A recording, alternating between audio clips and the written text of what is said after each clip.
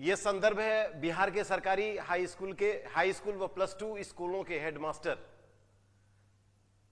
के 6,221 पदों की नियुक्ति के संदर्भ में योग्यता व तैयारी से संबंधित जानकारी। देखिए रेड से लिखा हुआ है कम से कम समय में कैसे रणनीति बनाए। अब जो आप सुनेंगे तो आप नेक्स्ट देखिए आप कैसे पढ़ेंगे। सबसे पहले हम ये कर रहे हैं आवश्यक योग्यता क्या है।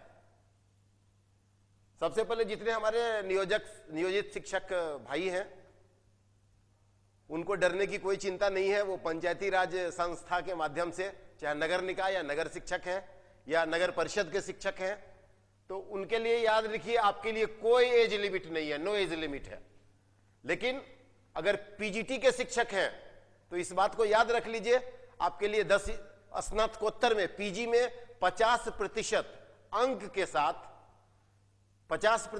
के साथ बीएड हुई है और आपको 10 साल की योग्यता चाहिए पीजीटी के लिए।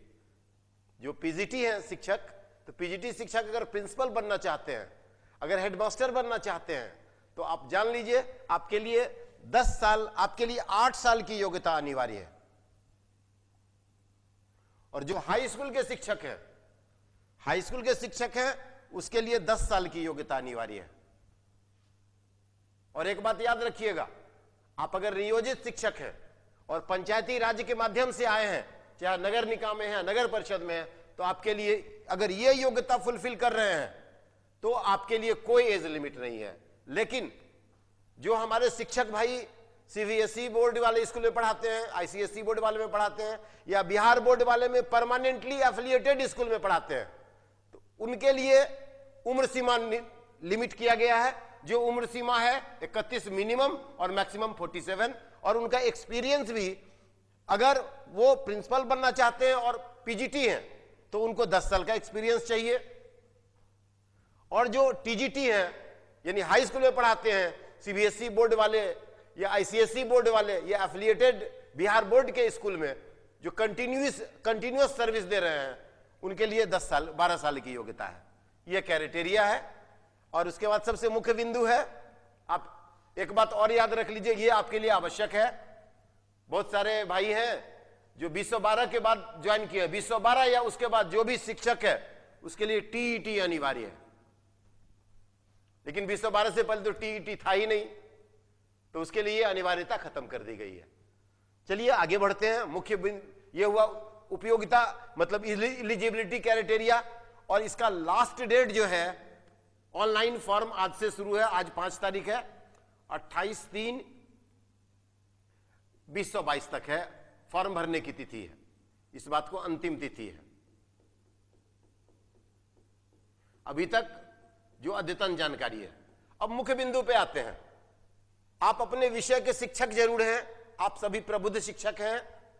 आप तैयारी कम से कम समय में कैसे करेंगे, कैसे कंसेप्ट को आप एक जगह कलेक्ट करेंगे और उसकी अंडरस्टैंडिंग बढ़ाएंगे और लर्निंग को क्वेश्चन के माध्यम से सीखेंगे। तो आपको एक तो सबसे पहले कम से कम 25 अच्छे एक्सपर्ट के द्वारा बनाया गया जो सेट है उसको बना लीजिए आप, और उस पर डिस्कशन क्लास कर लीजिए। ये एक अच्छा उपाय है।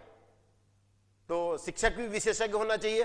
और सबसे बड़ी बात है, जो ये जो है 150 नंबर के क्वेश्चंस आएंगे परीक्षा में, आप कैसे क्रैक करेंगे। 2 घंटे का समय है और 0.25 नेगेटिव मार्किंग है। अगर क्वेश्चन नहीं बनाएंगे तो 0 नंबर रहेगा, तब उसमें कोई घाटा नहीं है। निगेटिव मार्किंग में एक चीज, आप सही कितना बनाते हैं। अगर निगेटिव मार्किंग में मान लीजिए अंदाजी मारे और अंदाजी से आप गलत ज्यादा मारे और इस आशा में जो मेरा सही होगा, तो जितना बनाएंगे उतना निगेटिव चले जाएगा। तो इसलिए 0 मार्किंग से आप निगेटिव भी नहीं चले जाए। इसलिए इस बात का ख्याल रखेंगे। निगेटिव मार्किंग एक बहुत ही इंपॉर्टेंट पॉइंट है। निगेटिव मार्किंग पे आप एकदम एश्योर रहेंगे। और ये आपके विषय का टेस्ट नहीं है, ये बेसिकली टेस्ट जो है वो जनरल स्टडीज का टेस्ट है। और जनरल स्टडीज के साथ साथ जब करंट पढ़ते हैं, इसमें जीके का भी कुछ टेस्ट है और प्लस जनरल नॉलेज हुआ, ये जीएस हुआ, और ये क्या हो गया, करेंट हो गया। ये फैक्चुअल क्वेश्चन बनाता है। ऑब्जेक्टिव पैटर्न क्वेश्चन रहेंगे, 150 अंक के रहेंगे, 100 मार्क्स जो होगा वो आपका जीएस पेपर होगा, और 50 मार्क्स जो होगा, आप जान जाइए बीएड में जो पटना, जो बिहार के विश्वविद्यालय में जो बीएड का सिलेबस है उसमें 12 टॉपिक है।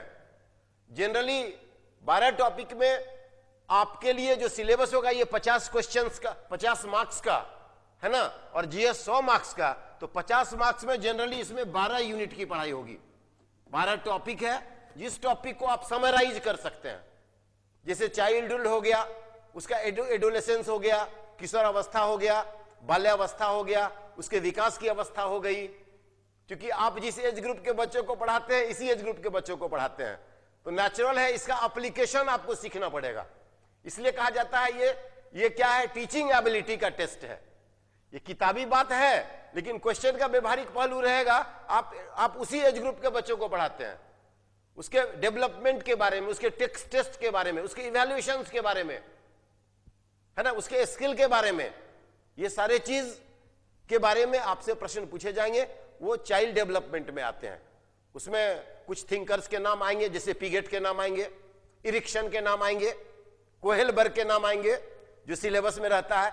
ये 3 का बहुत पेट क्वेश्चंस रहता है, बहुत पेट थ्योरी है पिगेट का, बहुत पाइगेट भी बोलते हैं, PIGET, है ना, इससे प्रश्न आएंगे।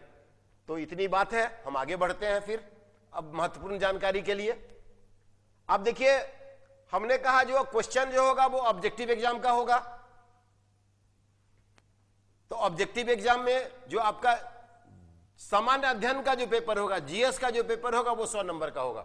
मल्टीपल चॉइस क्वेश्चन रहेगा, नेगेटिव मार्किंग रहेगी, 1 से लेके 100 क्वेश्चन होगा। और दूसरा 50 नंबर का क्वेश्चन जो है, यानी कहने का मतलब टोटल अंक क्या हुआ, 100 + 50, यानी कहने का मतलब 150 नंबर के आपके टेस्ट होंगे। ये भी मल्टीपल चॉइस रहेगा। क्वेश्चन रहेंगे, हमने आपको बताया ही था, जो चाइल्डहुड उसके डेवलपमेंट से रहेगा। इसमें थिंकर्स का नाम है, पिगेट है, इरिक्शन है, कोहेलबर्ग है।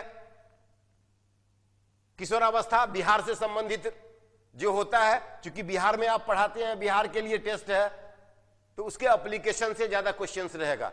सरकार का कौन कौन सा इसके वेलफेयर के लिए प्रोग्राम है, इसके प्रमोशंस के लिए प्रोग्राम है, बिहार गवर्नमेंट ने क्या क्या काम किया है, it's a very important thing. उसके बाद देखिए, टीचिंग लर्निंग मेथड क्या है, जो टीचर स्टूडेंट को पढ़ाता है, 1 वे कम्युनिकेशन है कि 2 वे कम्युनिकेशन से। स्टूडेंट से लर्न करता है, छुट्टी के समय में पूछता है। अगर टीचर का 1 वे कम्युनिकेशन है, टीचर डांट देता है, तो बच्चा अपने क्लास में जो तेज बच्चे हैं या उसको जो समझते हैं उससे पूछता है, तो उससे संबंधित टीचिंग लर्निंग मेथड पूछेगा। एजुकेशन डेवलपमेंट से रिलेटेड भारत सरकार और बिहार सरकार से संबंधित जो भी पॉलिसी आई है उसमें यह क्वेश्चन भी पूछेगा। जो कमिटियां बनी है, जैसे मुचकुंद दुबे कमिटी बनी है ना। उसके बाद आप देखिए, हम इस कमिटी के साथ साथ समान आयोग की बात हुई है। उसके बाद आप देखिएगा कॉन्स्टिट्यूशनल डेवलपमेंट क्या है। अब डीपीएसपी में free and compulsory education up to age of 14। उसके बाद right to education, free and compulsory education, यानी इसका मतलब संविधान का आप देखिएगा, जो कि आप जब संविधान पढ़ते हैं तो उसमें एक टॉपिक पढ़ते हैं पार्ट 4 में, चौथे भाग में डीपीएसपी। उसमें आप आर्टिकल 45 को पढ़ेंगे। यानी डीपीएसपी जो संविधान का भाग है वो डीपीएसपी कंपलसरी नहीं था। उसमें एक केस भी पूछता था, उन्नी कृष्णन या मिर्जा का केस बहुत इंपॉर्टेंट है। उसके बाद डीपीएसपी के अलावे अब इसको कहां कर दिया गया, संशोधन के माध्यम से। पूछेगा कैमा संशोधन है, तो मौलिक अधिकार में डाल दिया गया, 21A में डाल दिया गया है, तो ये कंपलसरी हो गया। तो इस पे क्वेश्चंस पूछे जाएंगे। सब बिहार सरकार क्या क्या कर रही है सूचना के अधिकार में, ये भी पूछे जाएंगे। इसलिए हमने आपको ये बोला। उसके बाद आप देखिएगा, जो बच्चों को जब आप पढ़ाते हैं तो उसको डेमोक्रेसी के बारे में बताते हैं, उसको इक्वालिटी के बारे में बताते हैं, उसको धर्मनिरपेक्षता के बारे में बताते हैं, सेक्युलरिज्म के बारे में बताते हैं। तो ये सारे चीज आप बताते हैं, सोशल जस्टिस के बारे में बताते हैं। तो ये सब जागरूकता पैदा करना भी मतलब एक टीचर का काम है। स्टूडेंट कैसे जागरूक हो, इसलिए विद्यालय में विभिन्न प्रकार की एक्टिविटी होती है। तो इससे रिलेटेड क्वेश्चन को पूछे जा सकते हैं। आप देखिए एजुकेशन कमीशन है, इसमें टोटल इसलिए हमने बोला इसमें 12 यूनिट है, 12 यूनिट को हमने समराइज किया है। टीचर का रोल क्या है, उसका कॉग्निटिव डेवलपमेंट क्या है, नॉन कॉग्निटिव डेवलपमेंट क्या है, एग्जामिनेशन क्या है, इवैल्यूएशंस क्या है, टेस्ट क्या है, टेस्ट एग्जामिनेशन इवैल्यूएशन में क्या अंतर है, ये सारे चीज को हम पूछेंगे। उसका हॉलिस्टिक डेवलपमेंट कैसे कर सकते हैं, उसको इंट्रेन कैसे कर सकते हैं। अब जैसे ओवरऑल आप देखिए, इसलिए बीएड टीचिंग एप्टीट्यूड है ये बीएड, उसमें बीएड का सिलेबस है, लेकिन आप मोटा मोटी जान जाइए हम जितनी बातें बोल रहे हैं that is related to teaching aptitude. आपका टीचिंग एप्टीट्यूड 50 का 50 सही होना चाहिए। अगर आप सही शिक्षक हैं और आप फील करते हैं नेचुरली, तो हमें लगता है जो कि आप अगर कॉमन सेंस लगाएंगे और एक बार आपको एनालाइज करके कोई टेक्स्ट बुक भी पढ़ लेंगे या कहीं अच्छे एक्सपर्ट से आप समझ लेंगे, तो फिर आपका जो अंदर का जो टीचिंग एप्टीट्यूड है जो टीचर में होना चाहिए वो आप प्रैक्टिकली कोरिलेट करना शुरू कर देंगे, और आप अगर तुक्का भी मारेंगे तो सही उत्तर आएगा। तो बहुत आसान है, कोई बहुत भारी चीज नहीं है। इसको लोगों ने बहुत हवा बना दिया है, लेकिन हमको लगता है ये एकदम मैथमेटिकल है, एकदम मिनिमम समझकर मैक्सिमम क्वेश्चन करना है। ये ऐसा ज्ञान है जिसमें आप जितना ज्यादा दिमाग लगाएंगे ना उतना क्वेश्चन गलत होगा, और जितना प्लेन वे से नेचुरली सोचेंगे। आप स्कूल में एक टीचर हैं और बच्चे क्या क्या करते हैं, इसका क्या क्या प्रॉब्लम सॉल्विंग डिसीजन मेकिंग यानी quick problem solving decision making के लिए क्या क्या होना चाहिए, ये बहुत इंपॉर्टेंट है, उससे रिलेटेड क्वेश्चंस है।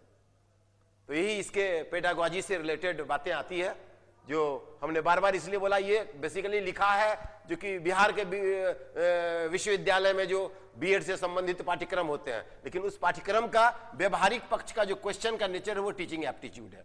उसी से आप कंक्लूड करके हमें लगता है आप 25 सेट अगर बना लेंगे 50-50 क्वेश्चंस का, तो पूरे सिलेबस का भरअप हो जाएंगे। इसलिए क्वेश्चन बनाकर पढ़ना और क्लास कहीं अटेंड करके या खुद पढ़ के अपने आप को फर्बिश करना, तो हम समझते हैं आप कम से कम आप अगर 20 दिन जम के काम करेंगे, 20 दिन में आपके ये 50 में 50 आ सकते हैं। निगेटिव मार्किंग से आप बच सकते हैं। तो आइए हम इस पे हमने खत्म किया। अब आइए मेन चीज, ये भी बहुत इंपॉर्टेंट चीज है, क्योंकि इस चीज में क्या है, क्योंकि हम जब भी स्कूल के टीचर होते हैं और जो लड़के 2012 से पहले जो ज्वाइन किए हैं जो शिक्षक, वो कमीशन के बारे में तैयारी किए होंगे, या अभी जो करंट टीचर आए हैं 2012 के बाद, वो कमीशन देते देते बीएड करने के बाद टीईटी दिए होंगे या सीटेट दिए होंगे, क्वालिफाई करके शिक्षक बन गए होंगे।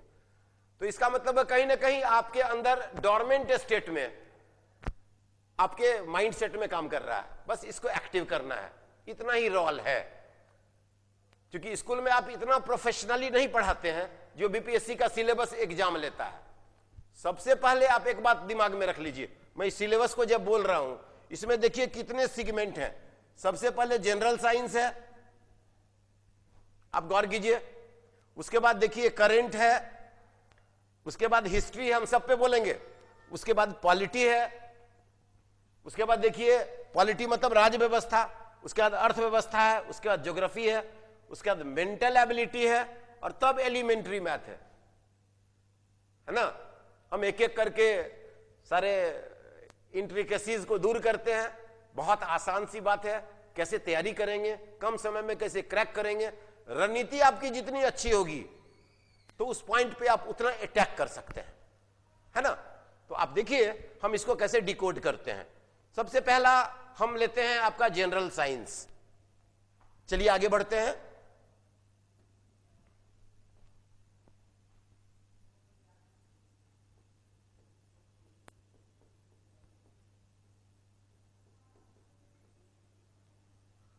देखिए आपका हम 100 नंबर के बारे में बता रहे हैं, हम जीएस के बारे में बता रहे हैं।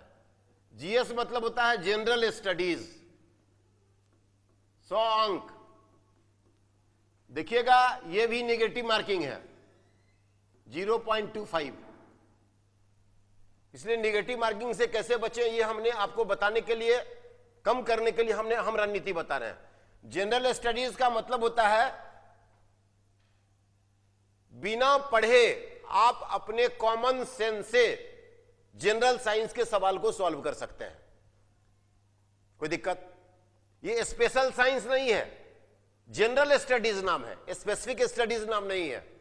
इसलिए इसका मतलब है जो कि आप अगर 10th तक तो सब टीचर पढ़े होंगे, तब टीचर हैं आप, तो 10th तक जिसको जनरल स्टडीज पढ़ा है, चाहे वो सिविक्स पढ़ा हो, ठीक है, या ज्योग्राफी पढ़ा हो, या हिस्ट्री पढ़ा हो, या इकोनॉमी पढ़ा हो, या साइंस पढ़ा हो, तो वो इस सवाल को कम समय में बिना पढ़े सॉल्व कर सकते हैं। इसलिए इसकी खास तैयारी की जरूरत नहीं है, एक सिंक्रोनाइज वे से तैयारी कीजिए।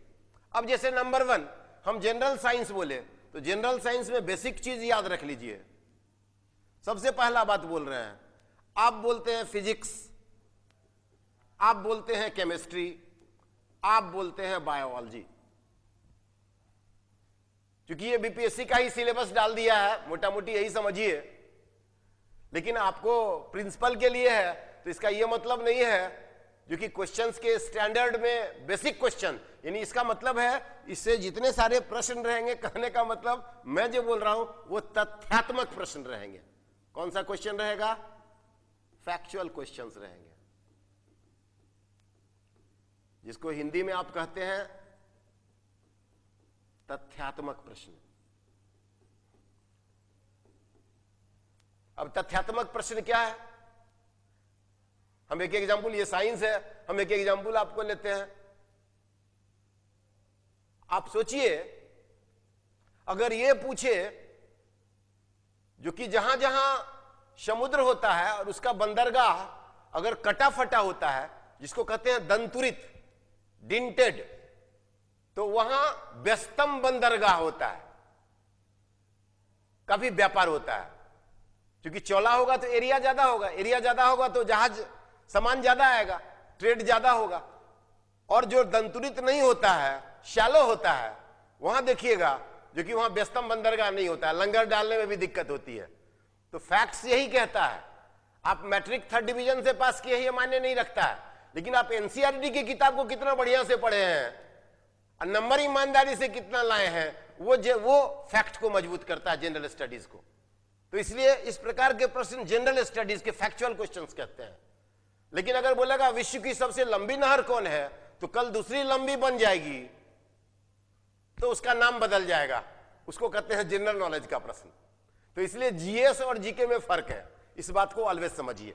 अब यहां साइंस में जो भी क्वेश्चंस है, आपके लेवल पे जो पूछा जाएगा वो फैक्चुअल क्वेश्चंस पूछा जाएगा। अब इसमें आप ऑलवेज याद रखिएगा, आपको जनरली, है ना, जनरली डे टू डे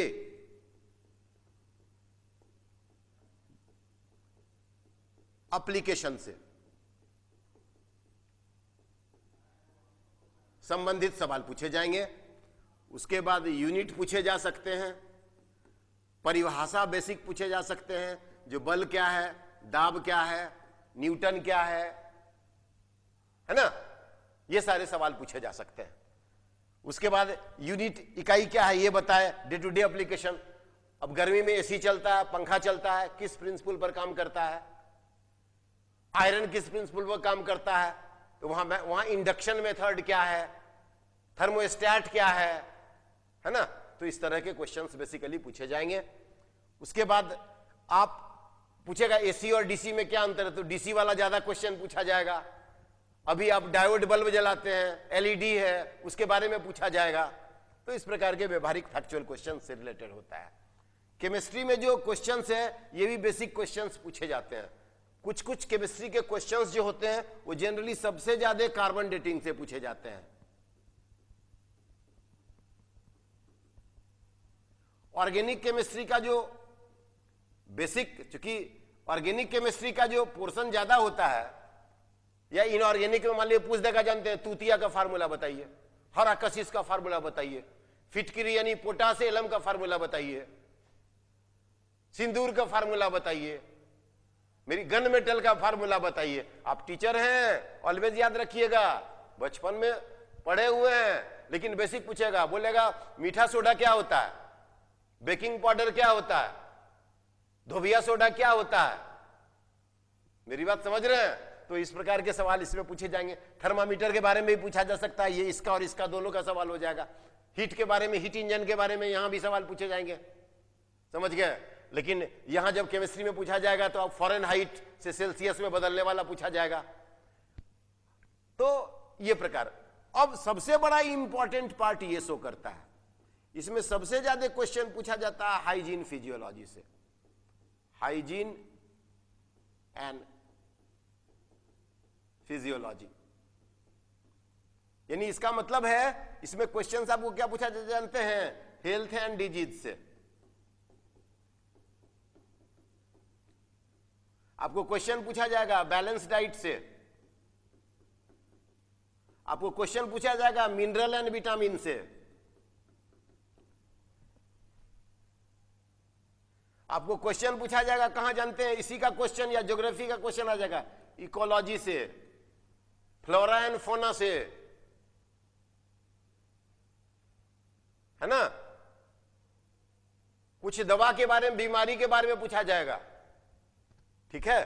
तो इसलिए आप ओवरऑल ये सब क्वेश्चन जो होता है वो एप्लीकेटिव क्वेश्चंस होते हैं। बहुत कम समय में इसको पढ़ने में आप, हमें लगता है आप 20 घंटे का लेक्चर रखिए, 20 घंटे के लेक्चर में आप इसको फिनिश कर लीजिए ओवरऑल। 20 घंटे से ज्यादा इसमें नहीं लगना चाहिए, क्योंकि एग्जाम भी हमको लगता है 3 महीने के बाद एग्जाम होगा। क्योंकि समझ लीजिए 28 मार्च है, तो अभी से आप सीरियस हो जाइए और 3 महीने मतलब 90 डेज का एक पैकेज तैयार कीजिए और आवर में बांट दीजिए और एक बार पढ़ लेने के बाद क्वेश्चंस की प्रैक्टिस सबसे ज्यादा कीजिए। एक नोट्स बना लीजिए और ऐसे पढ़िए। आइए अब दूसरा सेगमेंट क्या था, आप गौर कीजिए, बोलिए दूसरा सेगमेंट। दूसरा सेगमेंट हमें लगता है, मैं बता रहा हूं जनरल साइंस के बाद जो दूसरा सेगमेंट था वो जनरल करंट का था, नेशनल और इंटरनेशनल इवेंट्स, है ना। लेकिन उससे पहले हम आपको जो बताते हैं उसके बाद एक इंपॉर्टेंट बात आपका, जो आप जो पढ़ते हैं उसका इंपॉर्टेंट पार्ट, वो पार्ट होता है जैसे आप पढ़ते हैं हिस्ट्री। हम एक एक टॉपिक पे आपको बोल रहे हैं।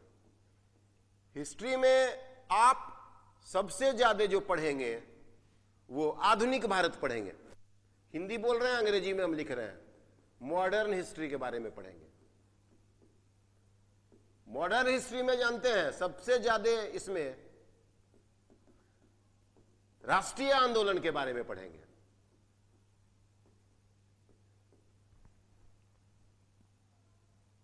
ठीक है, और सब हिस्ट्री से कोई मतलब नहीं है। अभी जो हम बोल रहे हैं एकदम पिन पॉइंट बात बोल रहे हैं, इस बात को याद रखिए। हम जो बोल रहे हैं एकदम अनुभव की बात बोल रहे हैं, एकदम प्रोफेशनल एग्जाम्पल दे रहे हैं। और नेशनल मूवमेंट में आप ऑलवेज याद रखिएगा, इसमें एक धार्मिक पुनर्जागरण हुआ था जिसको रेनेसा कहते हैं या ये रिसर्जेंस भी कहते हैं, जिसमें राजा राम मोहन राय आए कि नहीं, ईश्वरचंद्र विद्यासागर आए, विवेकानंद आए, स्वामी विवेकानंद आए, ये सब रामकृष्ण परमहंस का एरा था। तो ये सब रिफॉर्मेशन का एरा था, है ना, धार्मिक पुनर्जागरण का एरा था। वेद की ओर चलो, दे देगा वाक्य किसने कहा था। अब सोचिए राजा राम मोहन राय पटना भी आए थे और पर्शियन की स्टडी करने आए थे। पर्शियन में उतना ही निष्णात थे वो, आप समझ लीजिए। इसलिए ये सारे चीज को आप एकदम समझिए। और नेशनल मूवमेंट में आप ऑलवेज याद रखिए, इंडिया जैसे अभी हमने धार्मिक पुनर्जागरण के बारे में बोला, तो इंडिया के बारे में याद ही रखिए, लेकिन बिहार के बारे में पूरा जानकारी रखिएगा। इसलिए एक किताब है बिहार एक परिचय, उसको जितना बार पढ़िएगा उतना फायदे में रहिएगा। ये मेरी मतलब हम आपको एक पीस ऑफ एडवाइस दे रहे हैं। उसको जितना बार भूलने के लिए पढ़िएगा, क्वेश्चन बनाइएगा तो सबसे ज्यादा मेमोराइज होगा। क्वेश्चन का एक्सप्लेनेशन में जो 4 ऑप्शन है, it's a very important thing. ये बहुत जरूरी है इस एग्जाम को क्वालिफाई करने में, कम समय पढ़ने के लिए। क्या पढ़ना है और क्या छोड़ना है। जो छोड़ने वाला है अगर आप उसको पढ़ेंगे और जो पढ़ने वाला है उसको छोड़ेंगे, तब आपसे ये परीक्षाएं नहीं निकलेगी, है ना। और आपसे ये बार बार हम अनुरोध कर रहे हैं, खासकर ये इंडिया के बारे में, है ना, ये इंडिया के बारे में नेशनल मूवमेंट यानी राष्ट्रीय आंदोलन बोल रहे हैं। राष्ट्रीय आंदोलन हमें अंग्रेजी में लिख रहे हैं, हिंदी भी बोलते जा रहे हैं। और बिहार के संदर्भ में आप पढ़िएगा, ये बात आप याद रखिएगा। जब भी भाई मेरे एक बात याद रखिएगा, जब भी बिहार की बात आती है तो आप इस परीक्षा में एक बात याद रखेंगे, 1857 के बाद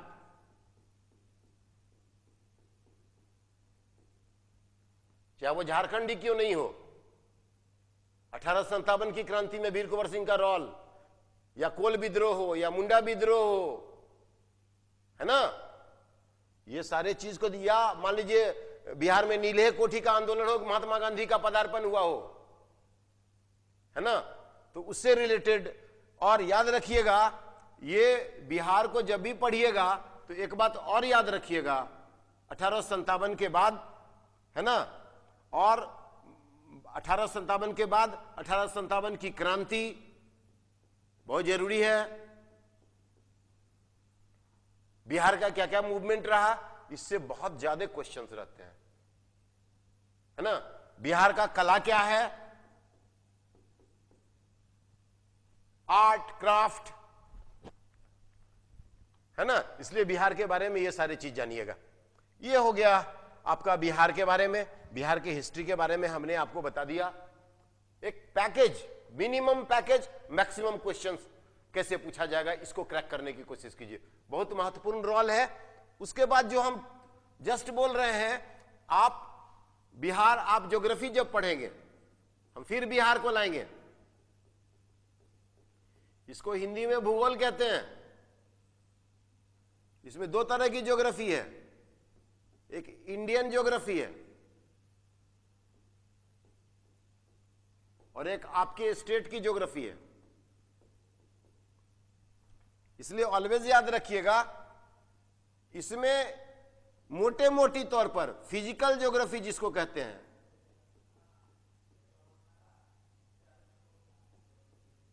पता नहीं आप फिजिकल ज्योग्राफी समझते हैं या नहीं, मतलब ज्योग्राफी हम बेसिक बात बोल रहे थे आपको। ज्योग्राफी दो प्रकार से होते हैं, एक नेचर मेड, एक प्रकृति बनाती है, और दूसरा मैन मेड।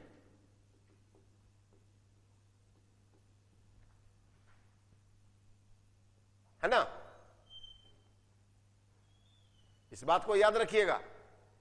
तो इसलिए पहाड़ पठार ये सब फिजिकल ज्योग्राफी में आया। बिहार से रिलेटेड ऑलवेज याद रखिएगा, बिहार से आपका बिहार का फिजिकल ज्योग्राफी, बिहार का आप ऑलवेज याद रखिएगा, बिहार के सॉइल से पूछा जाएगा।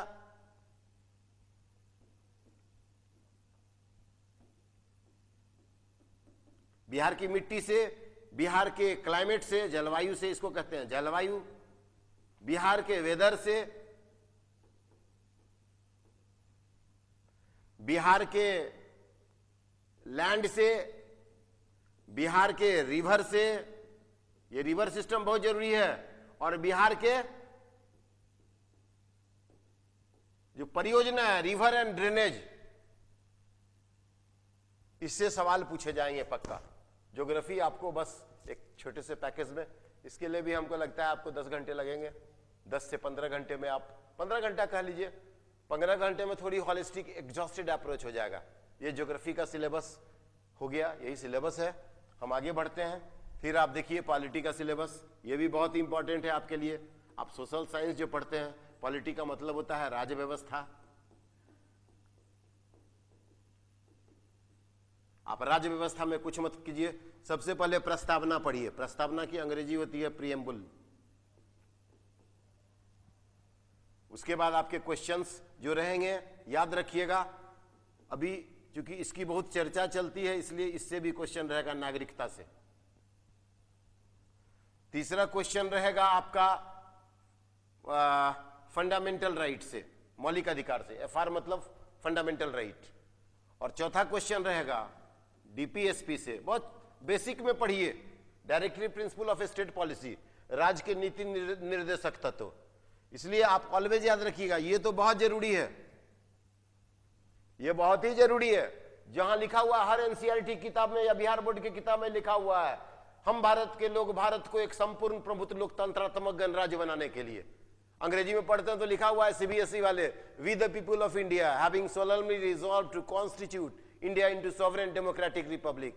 इसलिए आपको उसमें एकदम, यानी क्वेश्चन मतलब जस्टिस से भी बनेगा, इक्वालिटी से भी बनेगा, लिबर्टी से भी बनेगा और फ्रेटर्निटी से भी बनेगा, और सोशलिस्टिक से भी बनेगा, सेकुलरिज्म से भी बनेगा, डेमोक्रेटिक से भी बनेगा और रिपब्लिक से भी बनेगा। ये सब क्वेश्चन का पॉइंट है, ये सब टिप है, पढ़ाने का टिप है, कैसे कम समय में मैक्सिमम क्रैक कीजिएगा।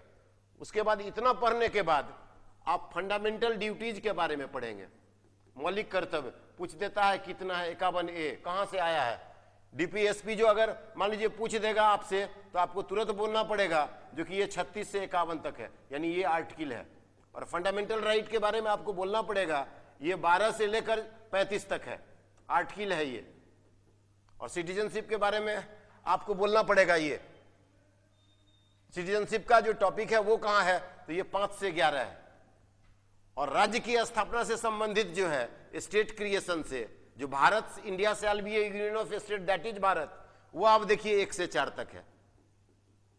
तो मोटा मोटी गवर्नर का रोल इसमें पूछा जाएगा, है ना, राज्यपाल का रोल पूछा जाएगा, बेसिक क्वेश्चन, राष्ट्रपति कैसे बनता है, पार्लियामेंट्री डेमोक्रेसी क्या होता है, ये सब बेसिक बात क्वेश्चंस में पूछे जाते हैं। हाईकोर्ट के जज की नियुक्ति क्या होती है, इसमें कौन सा कॉन्स्टिट्यूशनल पोस्ट है, क्वेश्चन पूछ देगा। राज्यसभा से पहला प्रधानमंत्री बनने वाला कौन था, तो ये जनरल नॉलेज का क्वेश्चन हो गया।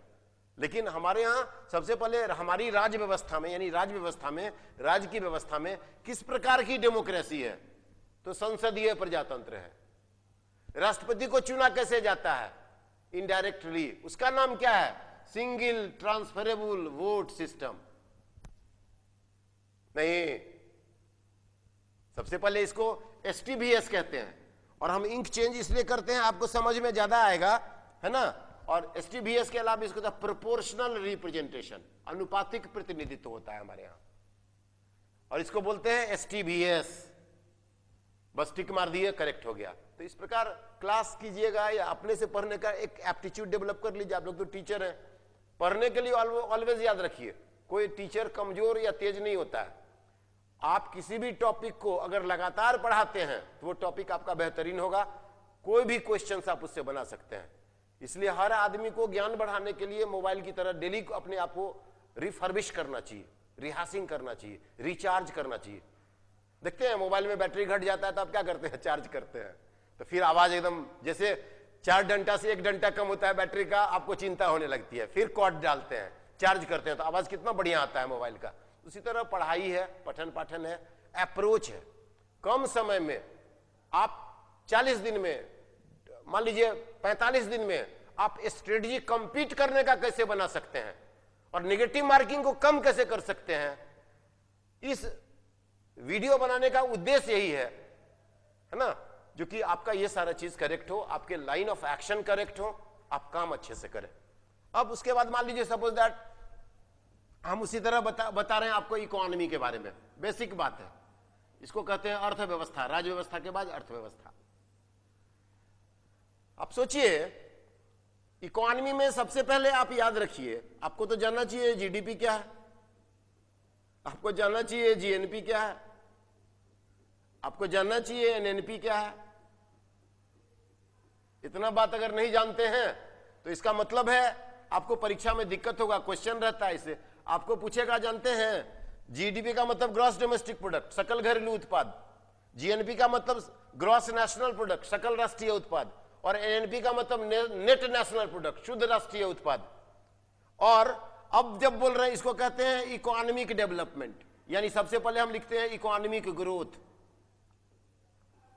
इसका मतलब होता है आर्थिक वृद्धि। क्वेश्चन पूछेगा इकोनॉमिक डेवलपमेंट, इसको कहते हैं आर्थिक समृद्धि, आर्थिक विकास।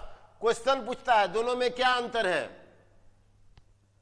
क्वेश्चन उसके बाद पूछेगा जो सस्टेनेबल डेवलपमेंट क्या है, अभी यही चल रहा है पूरे वर्ल्ड में और इंडिया में, सस्टेनेबल डेवलपमेंट इकोनॉमी में सबसे ज्यादा चल रहा है। इसको कहते हैं धारणीय या पोषणीय विकास। इसलिए सब में अंतर समझिएगा, इसको कहते हैं, इसलिए बोले देखिए इसमें भी फैक्चुअल क्वेश्चन है।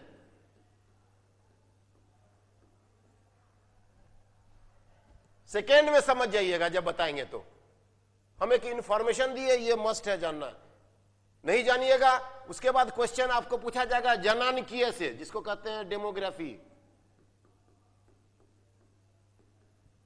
जनानकीय, पॉपुलेशन साइंस इसको कहते हैं, study of population, death rate, birth rate, life expectancy rate. क्योंकि बेसिकली क्वेश्चन आपको इकोनॉमी और ज्योग्राफी दोनों में मिलाकर मानव पूंजी से भी पूछा जाएगा। इसलिए पूछा जाएगा आप शिक्षक सभी मानव पूंजी हैं, ह्यूमन कैपिटल है, ह्यूमन रिसोर्स है। आप क्या हैं? आप क्या हैं? इसलिए क्वेश्चन पूछा जाएगा रिसोर्स से भी, जो ज्योग्राफी और इकोनॉमी दोनों का क्वेश्चन होगा। ये सब बेसिक बात है। रिसोर्स यानी कैपिटल। कैपिटल 3 प्रकार के होते हैं, ऑलवेज याद रखिएगा। ह्यूमन एंड सोशल कैपिटल, आदमी समाज में रहता है।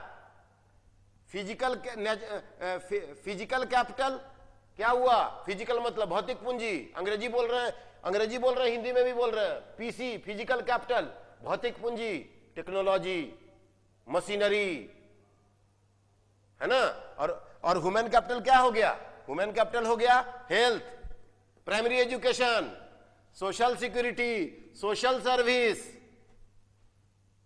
समझ रहे हैं, और सोशल वेलफेयर।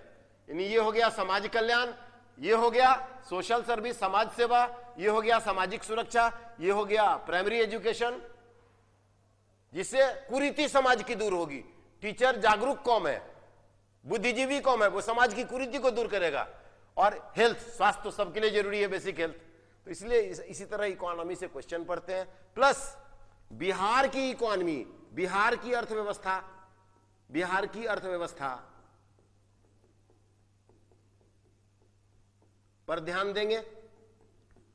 इसके अलावे आप बजट पे ध्यान देंगे,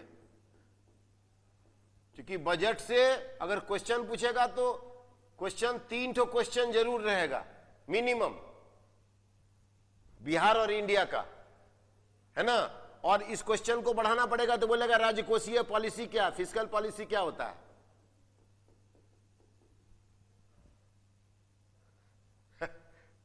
समझ रहे हैं? जीडीपी का फिस्कल डेफिसिट क्या होता है, पॉलिसी समझिएगा तब ना राजकोषीय घाटा समझिएगा।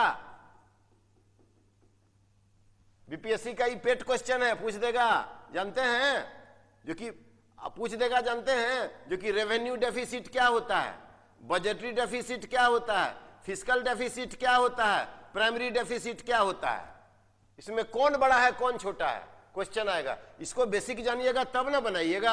ये कितना % है जीडीपी का, ये करंट का क्वेश्चन हो गया, ये करंट इकोनॉमी का क्वेश्चन हो गया। तो इसको समझिएगा तब करंट समझिएगा। अगर राष्ट्रपति और प्रधानमंत्री के बारे में समझिएगा तब करंट समझिएगा। अगर आप रसा के बारे में पूरा पढ़िएगा, यूएसएसआर के बारे में और मेडिकल स्टूडेंट के बारे में, तब आप कीव के बारे में समझिएगा, यूक्रेन के बारे में समझिएगा, तब आप बेलारूस के बारे में समझिएगा। वो इंटरनेशनल अफेयर का करंट हो गया और ये इकोनॉमिक अफेयर्स का करंट हो गया। वर्ल्ड में रेसिशन है, कौन ऐसी संस्था है जो भारत सरकार मान्यता देती है, वर्ल्ड वाइड एक्रीडिशन है।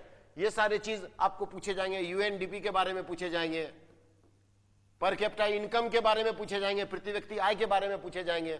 ये सारे सवाल पूछे जाते हैं। बोलेगा कौन बड़ा है, इसको कहते हैं रेवेन्यू डेफिसिट, राजस्व घाटा, इसको कहते हैं बजटीय घाटा, बजटरी डेफिसिट, इसको कहते हैं राजकोषीय घाटा, फिस्कल डेफिसिट, इसको कहते हैं